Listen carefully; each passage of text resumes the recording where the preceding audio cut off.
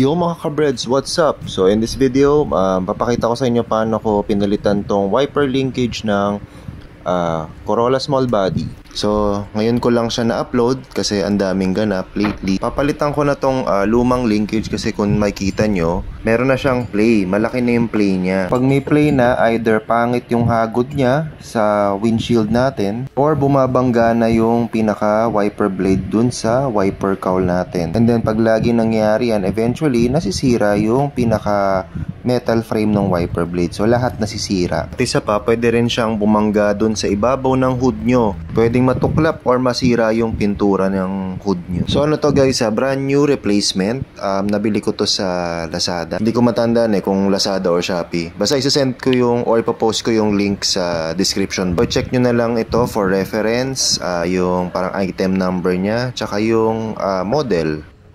Naalala ko to, kinabit ko to December 31 bago mag New Year ngayong taon. And ngayon ko lang na-upload. Siguro kasi parang tinesting ko muna kung maganda ba yung kinabit natin or tsaka kung may problema whatsoever. Pero wala naman naging nangyari so far. So maganda naman yung kinalabasan. So ayan, pag tatanggalin nyo tong wiper blade, tanggalin nyo muna yung wiper caps tsaka yung 12mm na bolt. So madali na naman tong tanggalin, gamit lang kayo ng socket wrench o kaya yung open end wrench, gamit lang kayo nun. Tinanggal nyo yung wiper cap, malalaman nyo doon kung pang passenger or driver side yung wiper blade. So huwag kayong malilito doon. Ayan, upon checking, parang maluwag na tong bushing ng parehong side. Kaya minsan pagka humahagod yung wiper, minsan maingay, may parang lagutok na tunog.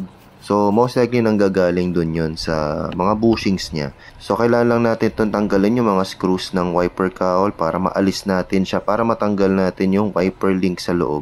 So mag-shoutout muna tayo, shoutout kay Mystic Music 1710 from Laguna. Nagbigay pa ng tips para mapagana niya yung fuel float niya sa AE92 niya. Shoutout na rin kay Genesis Lelina of Santiago City, Isabela, na palaging nanonood sa mga car vlogs natin. So maraming salamat Lodi sa panonood. So natanggal na natin lahat ng screws sa wiper cowl. So aalisin na natin to. So dahan-dahan lang sa pagtanggal kasi pwedeng ma-chip yung mga pintura lalo na doon sa hood. So yan, so through the years sa ipon na yung dirt and grime sa ilalim ng wiper cowl. So pwede nyong bugahan to ng air compressor or kaya punasan nyo lang, tanggalin nyo lang yung mga dumi-dumi. Tapos gamit kayo ng 10mm para tanggalin nyo yung parang lock ng mga arms dun sa wiper link. Just ko bago nyo umpisahan tong DIY, make sure na naka-ready yung mga gamit nyo. At meron kayong tools na yung screwdriver tsaka yung socket wrench. Next naman natin tatanggalin itong wire socket ng wiper motor tsaka 10mm na bolt din para dun sa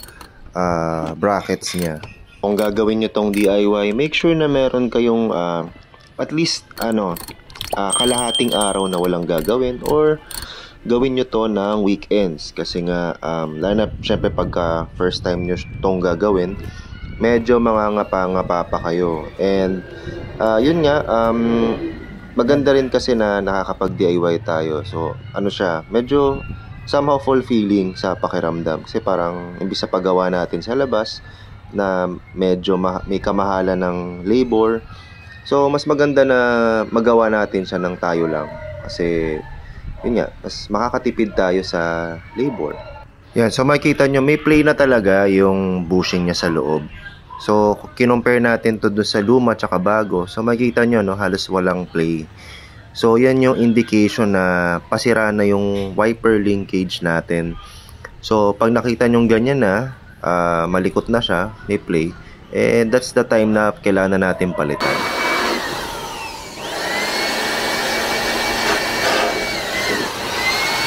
Ito na, lilinisin na natin tong wiper cowl bago natin ibalik. So FYI guys, hindi ako sponsor ng Surf, pero shoutout na rin sa Surf. So Surf, baka naman.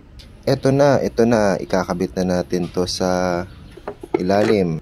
So suggest ko guys, pagkakabit nyo to, paghiwalay nyo muna yung dalawang joints ng linkage para mas madali nyong ilusot or ipasok dito sa looban. So unahin nyo to ikabit yung sa may driver side, and then pagkabit nyo yung dun sa passenger side na linkage. So speaking of passenger side na linkage, ito na siya. Tapos itong dulo, ito yung nakakabit dun sa joint nung wiper motor. Yan, so yan yung isa pang joint na ikakabit nyo dun sa may driver side na linkage. So yan, kung makita nyo, yan, ipagkakabit na natin silang dalawa. I-secure nyo na to gamit ang 10mm bolt. So yan, ikabit na natin sila para hindi na siya matanggal. Secure nyo lang maigi gamit ang socket wrench. So ayan na, ipagduduktong na natin to, yung joint ng drivers tsaka doon. So kailangan may marinig kayong snap or kailangan mag-snap siya para masabi na magkaduktong. So ayan, nag-snap na. So ibig sabihin magkakabit na silang dalawa. So ito naman yung pagkakabit natin, yung end ng sa may passenger pati dun sa may wiper motor, yung pinaka-joint niya. So medyo tiyagain nyo lang to guys kasi medyo mahirap siya ikabit. Kasi nga syempre bago yung bushing ng linkage, so medyo matigas pa siya. So pwede nyong pahiran ng grasa para pag ikakabit nyo yung joints together, mas madali. So ganun din, kailangan may marinig kayong snap para masabi na nagkaduktong na sila. So ganun din, isecure nyo lahat ng bolts gamit ang 10mm wrench. So once na okay na sila lahat, ibabalik na natin tong wiper cowl. Kung naalala nyo, nilinis natin tong cowl, no? So maganda pala tingnan pagka bago linis yung cowl. Pwede nyo rin tong bugahan gamit ng spray paint para mas maganda tingnan, lalo na pagkakupas na. So ayan na, upon testing, maganda na yung hagod niya, tsaka smooth na smooth. Yan, diba? So yun yung kagandahan pagka bagong palit. Yung luma kasi pag baba ng wiper, tumatama dun sa wiper cowl. So nakakasira siya ng wiper blades. So actually ng December 31 ng hapon, umulan ng malakas. So nakakatawa every time may New Year na sa atin umuulan. So I guess siguro malaking tulong yun para hindi na tayo magpaputok, tsaka para walang sunog, wala nang disgrasya. So ayan guys, thank you sa panonood.